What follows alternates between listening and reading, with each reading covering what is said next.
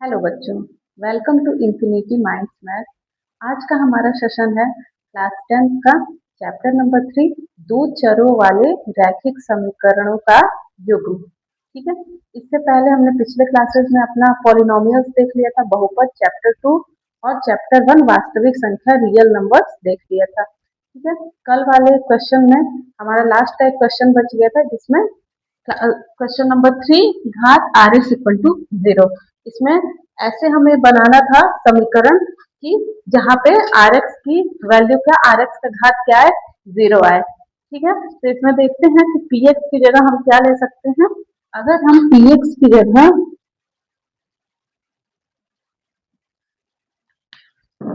जगह x square plus 1 लें, P x की जगह हम अगर एक्स स्क्वायर प्लस 1 लेते हैं, ठीक है, और हम जी एक्स की जगह सिंपली एक्स ले लेते हैं, तो जब इससे डिवाइड करेंगे एक्स स्क्वायर प्लस 1 को तो कितने बार में जाएगा, 8x बार में एक्स स्क्वायर, ये कट जाएगा और यहाँ पे क्या 1 हमारा शेषफल बच जाएगा। ठीक है, तो हमारा भागफल क्यू एक्स क्या आएगा, x आएगा, और शेषफल यानी आर एक्स क्या आएगा, 1 आएगा। 1 का पावर क्या है, 1 का पावर होता है 0, किसी भी कांस्टेंट का पावर क्या होता है, 0 होता है। इसलिए ये वाला जो हमारा है वो प्रूफ होता है कि आर एक्स की घात इक्वल टू 0, घात आर एक्स इक्वल टू 0। ठीक है, अब हम आगे बढ़ते हैं चैप्टर नंबर 3 की तरफ। तो जैसे कि इसका नाम ही है दो चर वाले रैखिक समीकरण, इसी में हम इसका डेफिनेशन ढूंढते हैं कि ये आखिर कैसा होता है। ठीक है, पहले लिखते दो चर वाले रैखिक समीकरण। अब रैखिक का मतलब क्या, रैखिक का मतलब क्या होता है, घात एक होती है। मैंने पहले ही पढ़ा है कि रैखिक का मतलब क्या होता है, एक घात जिसकी होती है। ठीक है, तो चर की घात कितनी होगी, एक होगी। ठीक है, और जैसा यहाँ पे दिख रहा है दो चर, यानी चर कितने होंगे, चर की संख्या कितनी होगी, दो होगी। जैसे एक्स वाई जेड हो या ए बी सी हो, ये किस रूप में आएंगे, एक्स वाई के रूप में, दो दो दो के पेयर्स में, ए बी ऐसे आएंगे। जैसे अगर एक एग्जांपल ले लें तो इसका एग्जांपल क्या हो सकता है, 3x plus 2y plus 5 equal to 0। देखिए इसमें दो चर हैं और चर की घात कितनी है, 1 है। ठीक है, मैक्सिमम घात 1 है, तो ये एक दो चर वाला रैखिक समीकरण है। ठीक है, अब एक बार हम देखते हैं आगे इसको हल कैसे करते हैं। दो चर वाला रैखिक समीकरण अगर दिया रहेगा तो उसका हल हम किस तरीके से करेंगे, तो देखते हैं दो चर वाले रैखिक समीकरण का हल हम कैसे करेंगे। हल का मतलब क्या हुआ कि किसी भी समीकरण में चर का वो वैल्यू जिसको हम उस समीकरण में रखने पर पूरा समीकरण की वैल्यू क्या हो जाए, संतुष्ट हो जाए। जैसे अगर हम एक एग्जांपल लेते हैं, पिछला ही 3x plus 2y plus 5 equal to 0, ये एक समीकरण है। ठीक है, अब x की जगह हम अगर 0 लिखते हैं, x की जगह 0 रखने पर, ठीक, रखने पर y की वैल्यू मिल जाएगी। इसका हल अगर हमें कोई समीकरण देगा उसमें अगर हमसे पूछेगा कि y की वैल्यू निकालिए, तो हम ऐसे ही निकालते हैं, x की जगह कोई वैल्यू रखने पर, या तो ये 0 रखिए या तो 1 2 3 ऐसे करके आप कुछ भी रख सकते हैं। तो x इक्वल टू 0 जब हम इसमें रखते हैं तो 3 इंटू एक्स की जगह 0 हो गया और 2y प्लस 5 इक्वल टू 0। ठीक है, अब देखिए 3 में 0 को मल्टीप्लाई हुआ तो ये 0 हो गया, कोई मतलब नहीं है, 2y प्लस 5 इक्वल टू 0। ठीक है, अब यहाँ से 2y इक्वल टू माइनस 5 और y equal to minus 5 by 2, यहाँ से हमें y की वैल्यू क्या मिली, माइनस 5 बाई 2 मिली। ठीक है, अब देखते हैं कि हम y बराबर अगर 0 रखते हैं तब क्या होता है, y बराबर 0 रखने पर, ठीक है, अब इसमें y की वैल्यू 0 रखिए, 3x प्लस 2y की जगह 0 प्लस 5 इक्वल टू 0। ये क्या हो गया, 3x और ये पूरा 0 हो गया और ये प्लस 5 इक्वल टू 0 और x equal to minus 5 by 3। ठीक है, तो हमें दो वैल्यू क्या क्या प्राप्त हुआ, एक्स वाई का चर एक्स वाई की वैल्यू हमें क्या क्या मिली, पहले एक्स वाला लिखिए माइनस 5 बाई 3, फिर वाई वाला माइनस 5 बाई 2। ठीक है, अब इसको हम रखते हैं, इसमें एक बार रख के देख लेते हैं कि क्या ये समीकरण संतुष्ट होता है या नहीं।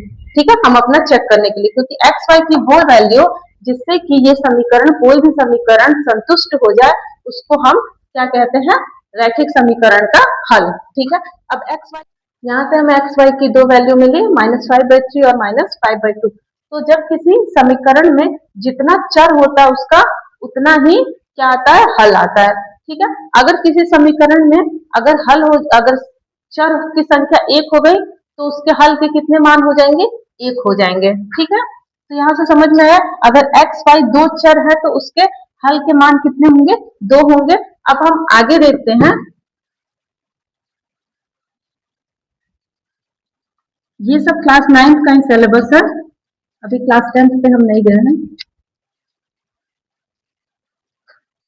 आगे हम ग्राफ देख लेते हैं। ठीक है, अच्छा एक चीज और देखिए, वहां पे हमने लिखा था x इक्वल टू 0 और y इक्वल टू 0 रखा था। ठीक है, बहुत लोग, कुछ लोग x इक्वल टू 1 भी रख सकते हैं, y इक्वल टू 0 रख दे, या x इक्वल टू हम 2 रख दे, y इक्वल टू √2 रख दे, या x equal to 3, y equal to 4, मतलब हम अनंत मान रख सकते हैं। तो इस प्रकार से समीकरण के कितने हल प्राप्त किए जा सकते हैं, अनंत हल प्राप्त किए जा सकते हैं। यानी एक दो चर वाले रैखिक समीकरण के अनंत हल हो सकते हैं।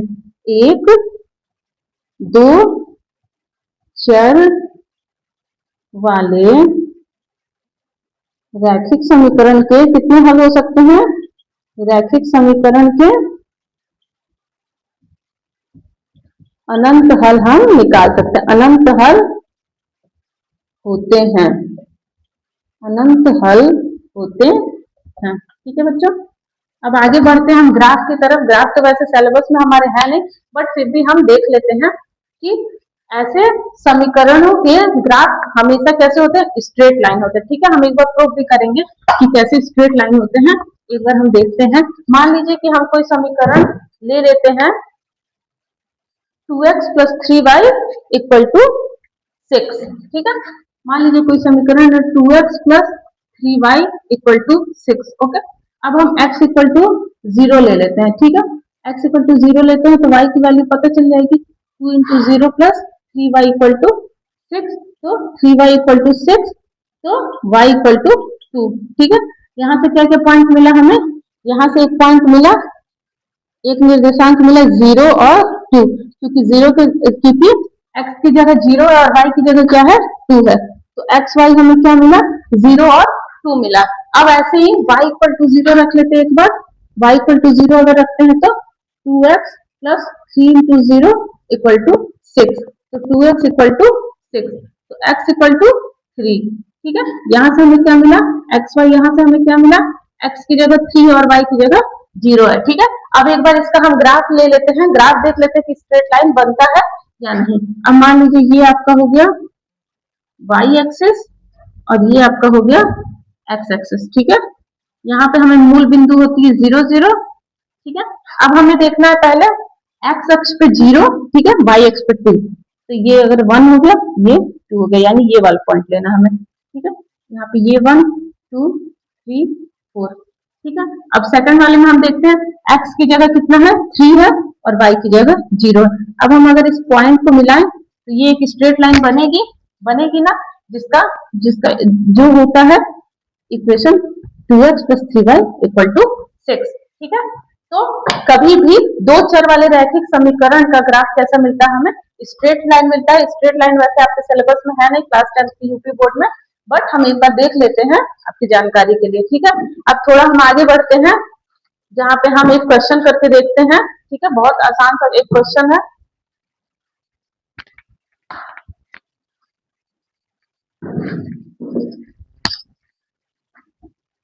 टू एक्स प्लस के वाई = 5। यहाँ से क्या आप के का वैल्यू निकाल सकते हैं, यहाँ से के का वैल्यू हम निकाल सकते हैं। अगर इसमें इस समीकरण का हल हमें दे दिया, मान लीजिए कि इसका हल हमें 1 1 दे दिया, मीन्स x की जगह 1 और y की जगह 1 दे दिया है, तो इसका हम हल निकाल के, और k का वैल्यू अगर फाइंड करना है, k का वैल्यू अगर फाइंड करना है तो हम फाइंड कर सकते हैं। कैसे, देखिए 2 का 2 लिखिए, x की जगह क्या 1, और k तो हमें निकालना है, तो k, और y की जगह क्या 1, ठीक है, = 5। ठीक है, अब 2 1 2, और ये k में 1 का गुणा हुआ तो k = 5। अब k इक्वल टू 5 और 2 इधर जाएगा तो -2 क्योंकि प्लस में था। फिर k इज इक्वल टू 3, तो यहाँ से हमें k की वैल्यू मिल गई कितने 3। ठीक है, अब हम आगे बढ़ते हैं। जो क्लास 10 का फर्स्ट टॉपिक है कि दो चर वाले रैखिक समीकरण युग्म। अब हम अपने टॉपिक पे आते हैं, ये सब पिछली चीजें हमने रिवीजन की हुई है, तो हम आते हैं अपने टॉपिक पे दो चर वाले रैखिक समीकरण युग्म। मान लीजिए कि एक समीकरण हमारे पास हो 2x प्लस 3y माइनस 5, हम ले लेते हैं 2x plus 3y minus 5 equal to 0, और एक और हम समीकरण ले लेते हैं √3x plus √5y plus 7 equal to 0। क्या ये रैखिक समीकरण है? दो चर वाले रैखिक समीकरण है। हाँ है, कैसे? इसमें एक्स वाई दो चर हैं, एक्स वाई दो चर हैं, ठीक है, इनकी घात कितनी है? एक है, तो ये रैखिक भी है। तो ये दोनों दो चर वाले रैखिक समीकरण युग्म है। ठीक है, अब देख लीजिए, अगर हमें युग्म बनाना है, ठीक है, अगर हमें युग्म बनाना है जिसमें हम हर फॉर्मूले पर अपना अप्लाई कर सकें, हम ऐसे तो किसी इक्वेशन को ऐसे बार बार लिख के नहीं कर सकते हैं, ठीक है, तो हम उनका क्या लेते हैं? मानक रूप लेते हैं एक, ठीक है, एक मानक रूप जिसको मान के हम सारे क्वेश्चंस को सॉल्व करते हैं उसका फॉर्मूला लाके। ठीक है, अब मान लीजिए कि x अपना लिखिए प्लस y लिखिए, ठीक, प्लस c लिखिए इक्वल टू 0, सॉरी ये अभी चर वाला नहीं लिखते हैं, x plus Y equal to 0। अब देखिए, क्योंकि यहाँ पे x के साथ एक कोफिशिएंट 2 है, मान लीजिए हम एक कोफिशिएंट a ले लेते हैं, y के साथ एक कोफिशिएंट b ले लेते हैं, और एक अचर की जगह पे हम c ले लेते हैं। ठीक, ऐसे हम यहाँ भी ax plus by plus c ले लेते हैं, बट ये दोनों अब सेम हो गई, तो ये युग्म नहीं बन सकते, ये तो दोनों सेम हो गए। अगर हमें युग्म बनाना हो तो हम इसको a1 b1 और c1 कर सकते हैं, और इसको a2 b2 और c2 कर सकते हैं। ठीक है, ये दोनों अब क्या बन गए? अब ये दोनों एक युग्म बन गए। ठीक है, तो अगर ये हमने, क्योंकि पिछले क्वेश्चन में देखा था कि अगर एक एक समीकरण रहेगा तो उसका कितना स्ट्रेट लाइन बन रहा था? एक स्ट्रेट लाइन में उसका ग्राफ बन रहा था। ठीक है, तो यहाँ पे अगर दो युग्म है तो हमें दो स्ट्रेट लाइन में ग्राफ मिलेंगे। ठीक है, दो सरल रेखा में ग्राफ मिलेंगे। ठीक है, अब हम हर क्वेश्चन में तो ग्राफ लगा लगा के चेक करेंगे नहीं, और वैसे भी क्लास 10th में हमारा ग्राफ है नहीं, तो हमको इसको कैसे सॉल्व करना होगा, इसके लिए हम कुछ अपना आगे के फॉर्मूला देखेंगे। उससे पहले हम देख लेते हैं कि अगर मान लीजिए कि इसके हमें थोड़ा इमेजिन करते हैं आगे कि अगर दो सरल रेखा बन रहे हैं तो वो कैसे कैसे बन सकते हैं। ठीक है, हो सकता है कि एक सरल रेखा ऐसे जाए और एक उसको काटे तो ऐसे काट दे। ठीक है, यानी हो सकता है कि ये प्रतिच्छेदी बन जाए। ठीक, प्रतिच्छेदी बन जाए, जिसमें से ये क्या है? a1x plus b1y plus c1 equal to 0, और ये वाला क्या है? a2x plus b2y plus c2 equal to 0। ठीक है, अब एक और चीज हो सकती है, हो सकता है कि वो दोनों ऐसे जाएं समांतर एक दूसरे के, एक दूसरे के समांतर, इस दिशा में या इस दिशा में ऐसे जाएं। ठीक है, तो समांतर जा सकते हैं। ठीक है, तो यहाँ से ये एक कंडीशन हो सकता है कि वो क्या हो? समांतर हो। एक और कंडीशन हो सकता है कि वो एक दूसरे पे ऐसे एक दूसरे पे ही चले जाए। जैसे मान लीजिए कि ये एक है a1x plus b1y plus c1 equal to 0, और इसी के ऊपर दूसरा वाला भी इसी के ऊपर है क्या? a2x plus b2y plus c2 equal to 0। अब देखिए, ये तीन तरह से हमारा हो सकता है कि ये स्ट्रेट लाइन मिले इन दोनों इक्वेशंस के। ठीक है, अब हम देखते हैं कि अगर इसको हम लेके चलते हैं तो क्या कंडीशन आएगी जिससे हम आगे चल के अपना कोई भी क्वेश्चन सॉल्व कर सके। इसको लेके चलते हैं और इसको लेके चलते हैं तो क्या आएगी। ठीक है, हम तीनों को एक एक बारी बारी करके देखेंगे। तो आप यहाँ पे ये समझिए, बस एक चीज यहाँ पे देखिए कि जितने बिंदु पे काटेगा, ठीक है, रेखा एक दूसरे को, दोनों रेखाएं, दोनों समीकरणों की रेखाएं जितने बिंदु पे एक दूसरे को काटेगा उस समीकरण का उतना हल होगा। अब जैसे यहाँ पे एक बिंदु पे काट रहा है, एक हल, यहाँ पे देखिए कितने बिंदु पे, यहाँ पे देखिए कितने बिंदु पे, ऐसे हम देखते हुए उसका एक फॉर्मूला अपना निकालते हैं कि उनके बीच में, इन दोनों रेखाओं के बीच में यहाँ अगर रहेगा तो क्या संबंध आएगा, इसमें अगर रहेगा तो क्या संबंध आएगा, और इसमें रहेगा तो क्या संबंध आएगा। ठीक है, ये वाला अगर हम लेते हैं प्रतिच्छेदी वाला a1x plus b1y plus c1 equal to 0 और ये क्या है a2x plus b2y plus c2 equal to 0।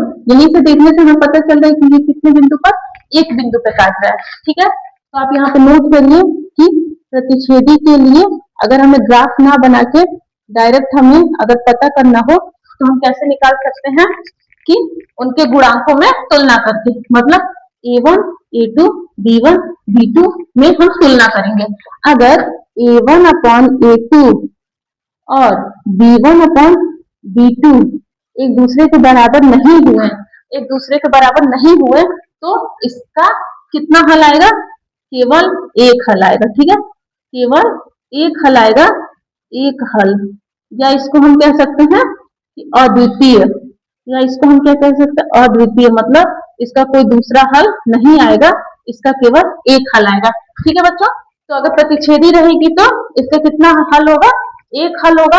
और एक हल जब होता है तो इसको हम क्या बोल सकते हैं, एक हल वाले को संगत समीकरण युग्म बोलते हैं, संगत समीकरण युग्म बोलते हैं। ठीक है बच्चों, तो प्रतिच्छेदी अगर रहेगा तो अगर a1 upon a2 is not equal to b1 upon b2, मतलब वो समीकरण क्या कर रही है, एक दूसरे को प्रतिच्छेदित कर रही है। ठीक है, अगर आपको दो समीकरण दिया है, ठीक है, कोई भी दो समीकरण दिया है, उसमें आप पहले कोफिशिएंट को तुलना करिए, a1 अपॉन a2 करिए, b1 अपॉन b2 करिए। अब उसमें देखिए कि क्या वो दोनों बराबर आ रहे हैं। अगर वो दोनों बराबर नहीं आ रहे हैं, इसका मतलब है कि वो क्या है, प्रतिच्छेदी रेखाएं हैं। ठीक है, वो रेखाएं ग्राफ पे एक दूसरे को ऐसे काट रही हैं जिनका केवल एक पॉइंट हमें मिल रहा है जो कि कॉमन है, मतलब एक पॉइंट पे वो दोनों आपस में मिल रही हैं, तो इसका मतलब उसका केवल एक हल होगा, कोई दूसरा हल उसका नहीं होगा। ठीक है, और ऐसे समीकरण को हम संगत समीकरण युग्म कहते हैं। देखिए, हम देखते हैं समांतर वाला कंडीशन। ठीक है, इसमें हम तुलना करते हैं गुणांकों का। अगर a1 अपॉन a2 बराबर होगा b1 अपॉन b2 के, बट बराबर नहीं होगा c1 अपॉन c2 के, मतलब वो दोनों रेखाएं क्या है, एक दूसरे के समांतर है। मतलब जब समांतर रहेगी तो कोई हल मिलेगा क्या, वो कहीं पे जाके एक दूसरे को काटेंगी क्या, उनका कोई पॉइंट मिलेगा, नहीं मिलेगा। ये तो समांतर चली जा रही है, सीधी चली जा रही है, कहीं पे जाके नहीं मिलेंगी, यानी इसका हमें क्या मिलेगा, कोई हल नहीं मिलेगा, कोई हल नहीं मिलेगा। ठीक है, कोई हल नहीं मिलेगा। तो ऐसे समीकरण युग्म को हम क्या कहते हैं, ऐसे समीकरण युग्म को हम असंगत समीकरण युग्म भी कहते हैं, असंगत समीकरण युग्म कहते हैं। ठीक है, तो क्या होता है, अगर समांतर होंगे तो वो कहीं भी नहीं मिलेंगे और कहीं भी एक दूसरे को नहीं काटेंगे, इसलिए उनका कोई भी हल नहीं मिलेगा। अगर a1 upon a2 is equal to b1 upon b2 हो और c1 अपॉन c2 उसके बराबर नहीं हो, मतलब वो दोनों रेखाएं क्या है, एक दूसरे के समांतर है। ठीक है, अब हम तीसरा वाला भी देख लेते हैं, संपाती वाला। संपाती का देख लेते हैं कि अगर क्या होता था कि एक रेखा ये है और इसी के ऊपर एक रेखा और है।